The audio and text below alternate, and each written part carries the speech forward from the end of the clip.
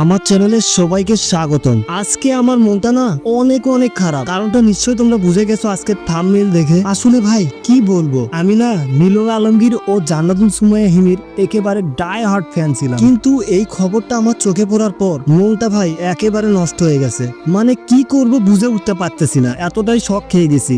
তাই ভাবলাম এখন ইন্টারনেটে যে হারে মিথ্যা নিউজ প্রচার করা হচ্ছে, আমার তো অবশ্যই বিষয়টা তদন্ত করে দেখা দরকার। আর এই জন্য চলে আসলাম ইন্টারনেটে এবং এসে ঘাটাঘাটি করলাম। কিন্তু বিশ্বাস করেন রাসেল ভাই, লাস্টে যে রেজাল্টটা আমার কাছে আসলো না, তার দেখার জন্য আমি মোটেও প্রস্তুত ছিলাম না। এমনকি রাসেল ভাইও প্রস্তুত ছিল না, আর আপনারাও প্রস্তুত থাকবেন এটা আমি 100% শিওর। যেহেতু আমি তাদের টপ ফ্যান, তাই এটা মানতে পারছি না। আর যারা আমার মতো নিলয় ও হিমির টপ ফ্যান, তারাও কিন্তু আমার এই ভিডিওটা দেখতেছে। তো যাই হোক, আমি এই বিষয়টার সত্যতার তদন্তের জন্য চলে আসলাম ইউটিউবে এবং এখানে এসে সার্চ করলাম নিলয় এবং হিমির গোপন ভিডিও। ভাই সাব, এখন আপনারা নিজেই রেজাল্টটা দেখেন।